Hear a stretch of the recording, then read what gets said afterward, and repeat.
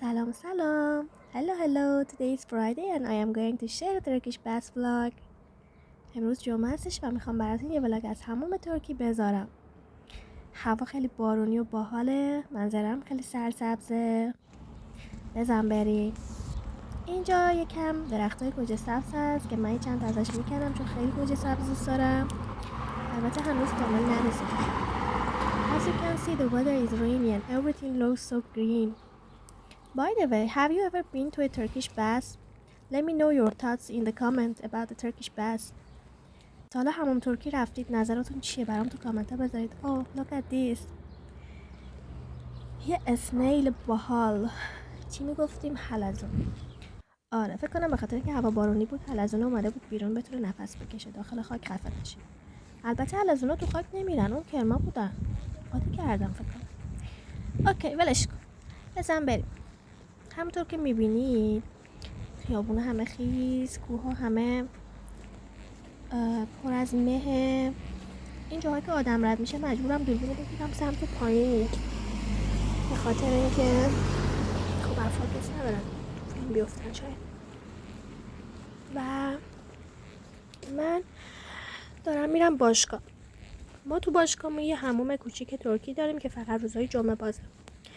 البته من قبلا تو شهرهای دیگه حموم ترکی رفته بودم، ولی خب امروز میخوام براتون حموم باشگاه هم نشون بدم. نگاه کنید کوه ها رو ببینید چقدر باحاله. یادش بخیر تو بچگی هم تو ایران چند باری حموم ترکی رفته بودیم. حموم یعنی حموم ترکی که نه حموم رفته بودیم، ولی خب یه اصلا نوستالژی قشنگی دارن این حموم ها به نظر من. It reminds me of my childhood in Iran when we went to the bath. Such a nostalgic memories. Look at this view. این هم یه پله که ما از روی رد میشیم، پایینش یه دریاچه کوچیکه که داریم کم کم دیگه نزدیک باشگاه میشیم. البته ویدیو باشگاه رو براتون یه ویدیوی جداگانه میذارم، میتونید تماشا کنید اگه دوست داشتید. ولی امروز من ورزش میکنم و در آخر میرم حموم ترکی.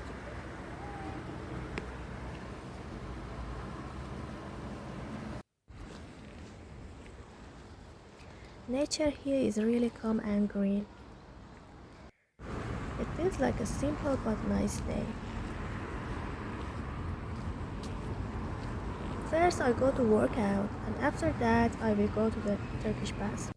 I will post the workout video separately.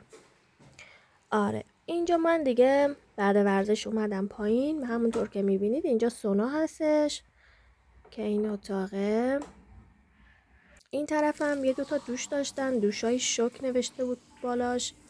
اینجا هم حمومه که انقدر بخار گرفته بود من نمیتونستم نفس بکشم. البته خب این حموم خیلی کوچیکه به خاطر اینکه این حموم باشگاه، ولی حمومای بیرونشون که تو بیرون جداگونه هستن، توریستی هستن، خیلی بزرگترن که من جاهای دیگه رفته بودم خیلی بزرگ بودن. هر کدومشون یه اتاق انقدی بودن، یعنی چند تا اینجوری اتاق بودن، ولی اینجا که میبینید فقط یه اتاق اینجوری کوچیکه که پر از بخار شده دیگه. اینجا همه میان و اینجا حتی ماساژور هم نداره، ولی مثلا حمومای بیرونشون که هست وقتی میریم ماساژور خانم داره، بعد دیگه یکی هست که میاد جوس میزنه. البته خب جداگانه هزینه‌ش رو میگیرن، ولی این چیزا هم دارن، یعنی حتی خوردنی میارن، گازوز و یا نوشابه هایی هست که بهش میگن گازوز. ما چی میگفتیم بهشون؟ دلستر و